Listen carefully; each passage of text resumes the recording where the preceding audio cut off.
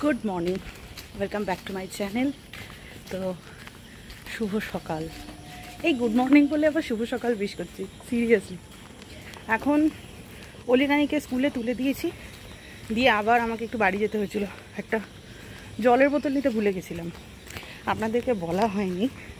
মাসখানেক হয়ে গেল আমি যোগা জয়েন করেছি।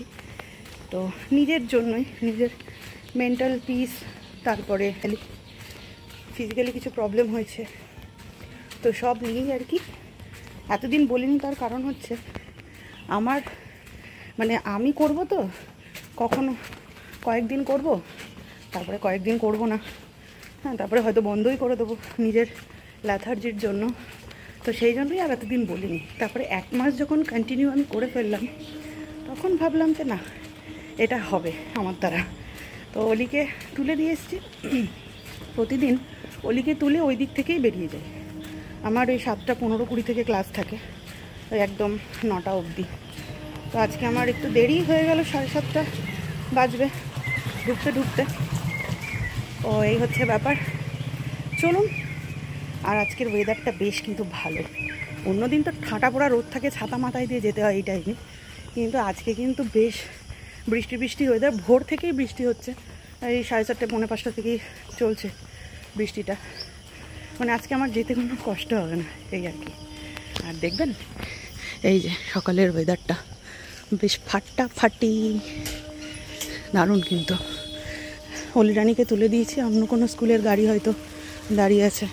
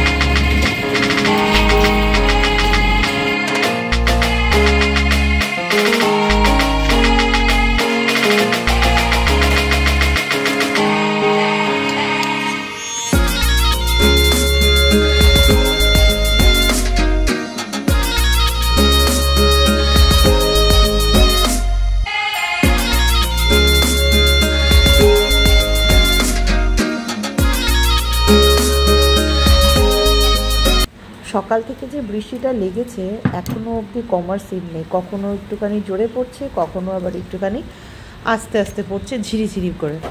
আজকে এখন ভাবছি যে অলি রানীকে তো স্কুল তো পাঠিয়েছি, কী করে যে ওকে নিয়ে আসবো এই বৃষ্টির মধ্যে, এটা একটা টেনশনদায়ক একটা কাজ।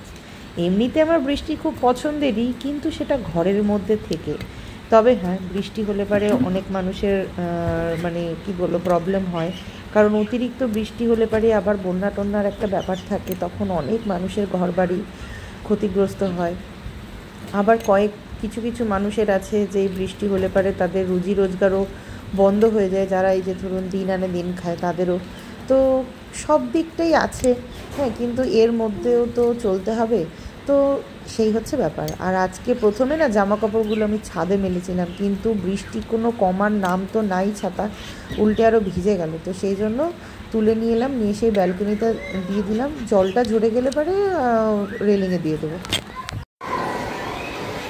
কি সুন্দর বৃষ্টি পড়ছে এতদিনে, ফাইনালি বৃষ্টি এলো আমাদের এখানে। আজকের ওয়েদারটা দারুণ ওয়েদার, বেশ খিচুড়ি খাওয়ার ওয়েদার। আর আমার প্রতিদিনের মতন স্নান পুজো সমস্ত কিছু কমপ্লিট। এখন বৃষ্টি দেখছি। আর ব্রেকফাস্ট করলাম আজকে ওই গ্রিন মুগ সেদ্ধ আর শসা দিয়ে। এখন আজকে রান্না হবে, আজকে রান্না খিচুড়ি করবো, খিচুড়ি আর মুগ করছে। কিন্তু সমস্যা হচ্ছে একটু বেরোনোর ছিল, কিন্তু এই বৃষ্টিতে আর বেরোবো না। একেতেই জামা কাপড় শুকোচ্ছে না, আর অলি রানীও আসবে, জানি না কী করে আসবে। বৃষ্টিটা ঘরে থাকতেই ভালো, কিন্তু যাই হোক। আজকে না যেহেতু মঙ্গলবার, তো আমাদের নিরামিষের দিন, তো সেই জন্য না আর মাছ টাছের দিকে গেলাম না, নইলে কালকেই ইলিশ মাছ খেলাম। আর বৃষ্টি মানেই কিন্তু বেশ ইলিশ মাছ ভাজা আর খিচুড়ি। যদিও আজকে খিচুড়ি হচ্ছে, তো খিচুড়ির সাথে আজকে হচ্ছে ওই বেগুন ভাজা, বরবটি ভাজা, আলু ভাজা। মা বললো তরকারি করতে হবে না, ভাজা টাজা দিয়ে খাবো, তো খিচুড়িটা বসাবো। তো তার আগে ভাবলাম কি করছি, আর চাল ডালটাকে ভালো করে ঘিয়ে ভেজে নিচ্ছি। ঘি আর তেল দুটো অ্যাডজাস্ট করেই দিয়েছি। আর এইদিকে দেখুন কি সুন্দর লাগছে দেখতে। আজকের সত্যি ওয়েদারটা একদম ফাটাফাটি ওয়েদার, আর আমার তো ভালো লাগে। এর আগেও বলেছি, আপনারা শুনতে শুনতে মনে হয় পৌঁছে যাবেন কোন দিন আমার বৃষ্টি ভালো লাগে, বৃষ্টির ওয়েদার ভালো লাগে শুনতে শুনতে। ওদিকে তো খিচুড়িটা হচ্ছে, আর এদিকে আমি ফোন নিয়ে নকশামি করছি, মানে ওই ভিডিওরই কিছু ক্লিপ নিচ্ছিলাম। তো দেখছিলাম যে কোন কালারটা, কোন ফিল্টারটা লাগালে ভালো লাগবে। যদি আমি ফিল্টার ইউজ করি না, কিন্তু ইনস্টাগ্রামের জন্য একটা ভিডিও নিচ্ছিলাম আর কি, ভিডিও ক্লিপ রেডি করছিলাম। তো তার জন্য একটু এদিক ওদিক করছিলাম, তো সেটাই ভাবলাম যে একবার আপনাদেরকেও দেখাই। কিন্তু কি বলুন তো, মানে নর্মাল যেটা সেটাই বেশি ভালো লাগে, আর ওই ফিল্টার লাগালে পরে টোটালি অন্যরকম হয়ে যায়। আর খিচুড়ি তো নেমে গেছে, আর এইদিকে আমি আলু ভাজা করছি। আর আমার না ইদানিং একটুখানি আলু ভাজার মধ্যে ওই জিরে ফোড়ন দিয়ে, কাঁচা লঙ্কা দিয়ে, হলুদ ছাড়া যে আলু ভাজাটা হয় সেইটা খেতেই কিন্তু বেশ ভালো লাগছে। তো সেই জন্য এর আগের দিনকেও সেম করেছিলাম, আর আজকেও সেমই করলাম। তবে হ্যাঁ, আজকে একটু তেলের ভাগটা বেশি দিয়েছি। আমার না আলু ভাজাতে না ওই চপচপে তেল জিনিসটা আমার পছন্দ হয় না। তেল থাকবে কিন্তু তেলের ভাগটা কম থাকবে, সেই রকম আলু ভাজা ভালো লাগে। আর এই চপচপে তেল দিয়ে আলু ভাজাগুলো করলে তেলগুলো চুয়ে পড়ে, বড্ড বিরক্তি লাগে।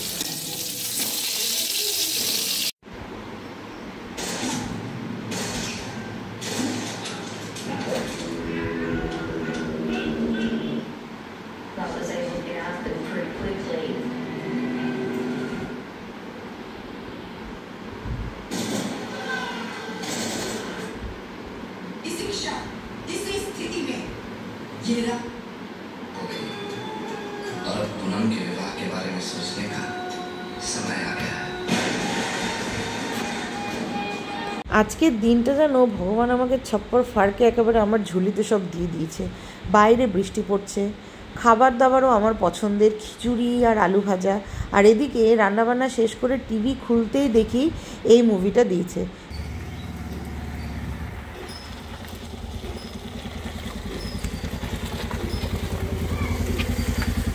অলিরানি ফরফরানি।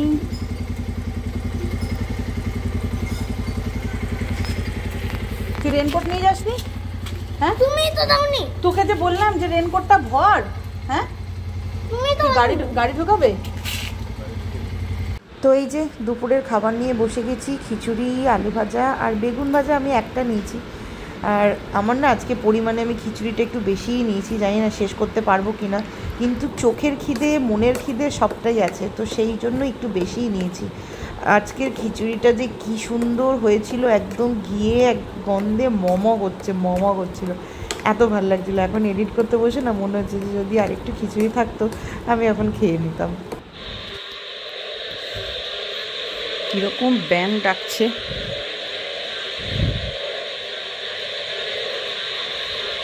কোথাও লাইন নেই আমাদের এখানে। এখন রাত্রির ওই 10:30 মতন বাজে। মিস্টার দাস ডিউটি চলে গেছে, আর আমি এখন শুতে যাব। একটা জামা কাপড়ও শুকোয়নি। বৃষ্টির ছাড়টা সন্ধ্যের দিকে যে বৃষ্টিটা হলো, বৃষ্টির ছাড়টা এই দিকে এলো, এসে সব জামা কাপড় যাও শুকিয়েছিল সব ভেজে গেছে। যাই হোক, দরজা দিয়ে দিই, কারেন্ট নেই যখন আর জেগে থেকে লাভ কি। আর এই যে অলিরানি শুয়ে পড়েছেন।